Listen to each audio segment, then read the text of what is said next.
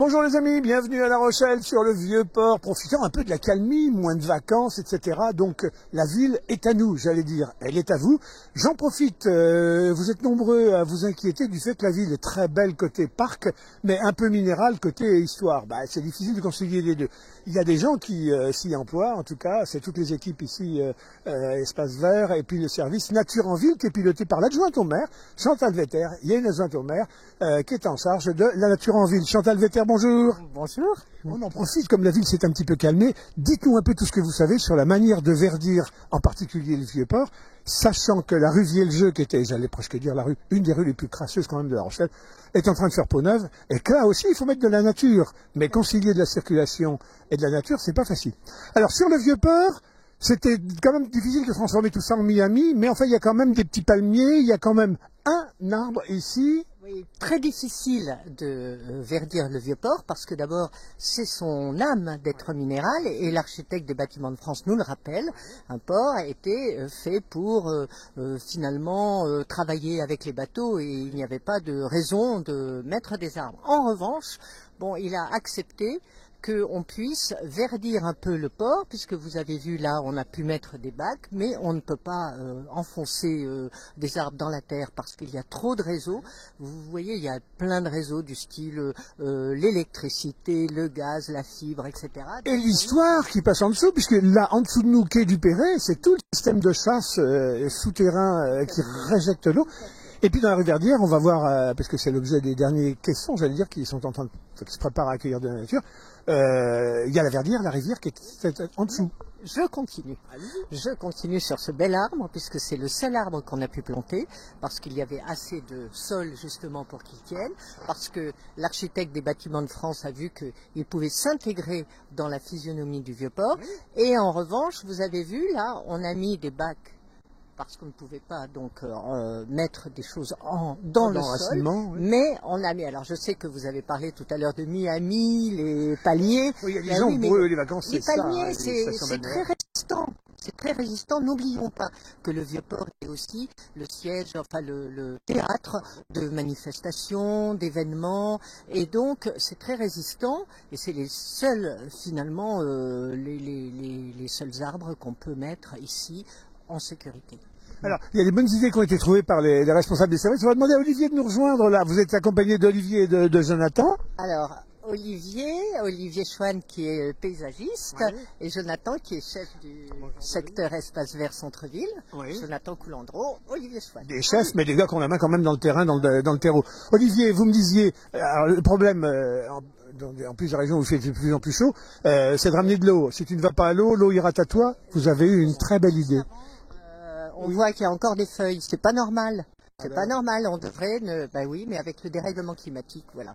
Voilà, donc c'est pour ça qu'Olivier et Jonathan travaillent inlassablement pour adapter la ville à ce dérèglement climatique. Alors c'est le seul arbre qui pourra être planté parce qu'il pourra tenir, parce que sinon ça tient pas. Mais pour qu'il tienne, il faut lui ramener de l'eau à celui-là. On fait le tour, vous nous expliquez? Allez, on fait le tour, Denis.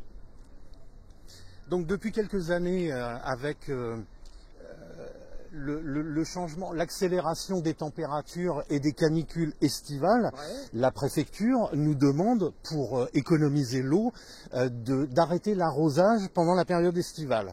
Sauf que ces arrêtés touchent l'arrosage, mais pas les bornes fontaines qui sont considérées de santé publique. Or, on a eu l'idée, lorsque vous appuyez, allez-y Denis, lorsque vous appuyez pour vous désaltérer, bien évidemment, une certaine partie de l'eau repart jusqu'à présent dans les canalisations d'évacuation des eaux pluviales. C'est de l'eau gâchée, ça. C'est de l'eau gâchée. On a donc décidé de récupérer ce qui n'était pas consommé et de l'envoyer dans un drain périphérique autour de la motte de manière à arroser l'arbre. Et en général, c'est lors des périodes estivales que l'arbre a le plus besoin d'eau. Et de plus, le revêtement minéral alentour et le front bâti induisent une température supérieure à celle qu'on pourrait trouver dans les parcs. Voilà. Sur le port, traditionnellement, quand on parle arabe, les gens disaient « Oh, pain parasol, il en subsiste un ». Avant, les gens disaient aussi « Oh, platane » du côté de la place de la Motte Rouge. J'allais dire, c'est quoi l'avenir de l'arbre sur le Vieux-Port si à un moment vous voulez réacclimater des choses? On va acheminer, on va commencer la rue Vieljeu où vous avez les derniers travaux. Une petite anecdote, Nelly. En 15 ans, le réchauffement climatique nous a fait revoir toute notre palette végétale. J'ai planté quai Valin, un camphrier. Ce camphrier, quand j'ai commencé ma carrière il y a 35 ans, on ne le trouvait dans aucune pépinière en France et en Europe. Parce qu'il n'avait pas la cote ou parce que personne n'osait? Non, parce que les hivers étant beaucoup plus rudes et les étés pas assez chauds, il ne poussait pas en France. J'en ai planté un il y a 3 ans, il est magnifique. Et tout le monde vient copier La Rochelle et hop, l'arbre va être au hit parade des camphriers. C'est ce qu'il veut. On a planté 2 dans les parcs charriers. Chantal, les gens disent, bon, bah, ils ont l'air d'avoir des exigences, il y a une discipline. Par contre, on parle pas d'arbres qui sont là, qui vivent bien. C'est quoi l'avenir de ces arbres sur le cours des Dames? Parce que le plus beau cours, j'allais presque dire, sur l'ensemble du port, c'est la balade du cours des Dames avec ces arbres. C'est quoi? C'est des platanes?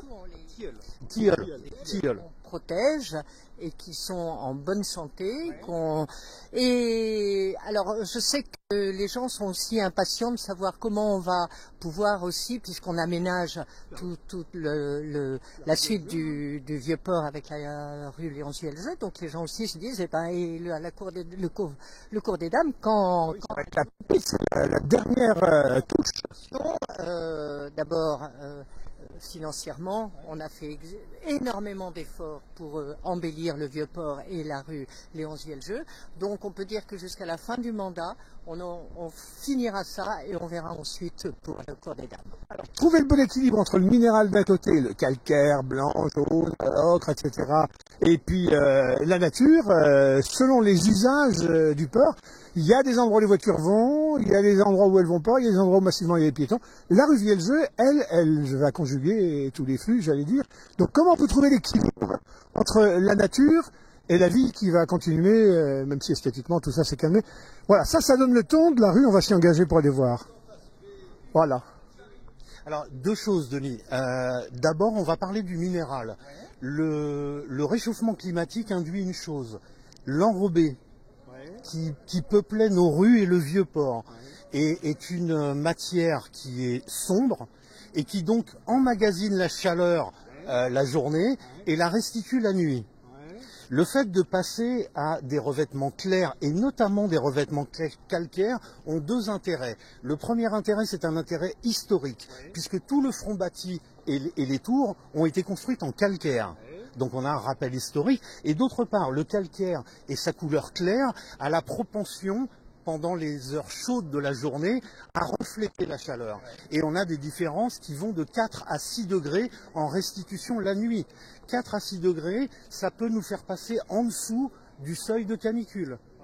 Et pour les personnes sensibles et souffrantes, c'est intéressant, croyez-moi. Les amis, c'est autre chose que de planter, il est où le caméraman? Je le cherche, il a disparu. C'est autre chose que de planter des roses, hein, ce que vous nous racontez. Mais en même temps, si on n'a pas ces connaissances-là, on peut pas avancer. Oui, on travaille ensemble. Je veux dire, il n'y a pas d'un côté la végétation, de l'autre côté la rue. C'est tout un ensemble. On travaille en global. Alors, comme vous voyez là, il y a vraiment la priorité, c'est les pistes cyclables. Hein, c'est la continuité du Vieux-Port en pistes cyclables. Mais on marche, il y a les piétons qui partagent l'espace. On a la piste cyclable et les piétons. C'est différencié. Ensuite, il y a effectivement la voie pour le bus. Vous le voyez arriver. Et puis, tant qu'on peut, la végétalisation de la rue. Sachant, comme j'ai dit tout à l'heure, qu'on est sous la rue, on a énormément de réseaux et qu'on ne peut pas planter d'arbres. Ça, c'est absolument impossible. Donc l'inventivité des services, c'est de trouver de la végétation montante, hein, pour vraiment égayer, embellir la rue, sans qu'il y ait des racines trop profondes. Voilà, alors, Jonathan Olivier, le parti pris, c'est donc des bacs, avec des câbles qui permettent de hisser, de tirer, de la végétation montante. J'ai stylisé... Approchez. J'ai stylisé un mât de bateau, pardon Chantal, j'ai stylisé le mât de bateau avec des haubans. Et de fait, en plantant des plantes grimpantes, on arrive à végétaliser en hauteur. Venez, on va dégager la rue en même temps et se rapprocher d'un bac en vrai. Donc je le disais, sans avoir le fait de travailler avec des plantes grimpantes, les plantes grimpantes vont monter à 2-3 mètres sans avoir le système racinaire d'un arbre qui va monter à la même hauteur. Voilà. Donc quand on peut, on a alterné les choses. Quand on peut, on travaille sans mât avec ici ce que vous avez. On en parle.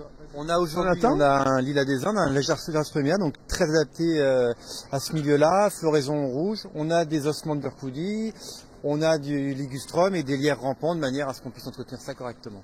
Chantal ? La grande inventivité du service, c'est que ce ne sont pas des bacs. C'est, en fait, on appelle ça des jardinières, mais sans fond. Sans fond, c'est-à-dire que les plantes peuvent se nourrir de la terre qu'il y a et surtout on évite le plus possible, nous bien sûr, les bacs hors sol qui sont trop gourmands en eau. Donc les racines peuvent descendre sans être pour autant invasives, envahissantes. Et le léger exhaussement empêche que des voitures se stationnent dessus.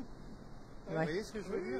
Et fait une petite assise pour s'asseoir. Il y a des bacs sur lesquels vous aviez fait des tentatives potagères du côté du square Valin, du quai Valin. Est-ce qu'on pourra planter des tomates dans ces bacs-là? C'est pas prévu pour le moment, mais de toute façon, pourquoi pas? On peut aussi mélanger, on aime beaucoup aussi pouvoir mélanger le côté nourricier et le côté floral et embellissement. Olivier, les Rochelais, les vieux Rochelais, les nuits vieux Rochelais, se souviennent un temps qu'on a été frappé quand même par la perte des ormes. La Rochelle était perclue d'ormes, il y en avait partout. Et puis tout à coup, paf, razzia. Qu'est-ce qui s'est passé avec ces ormes en 2 mots? Il faut faire un petit bond en arrière et revenir en 1940-44, lorsque les forces armées américaines sont arrivées en France pour aider à libérer la France.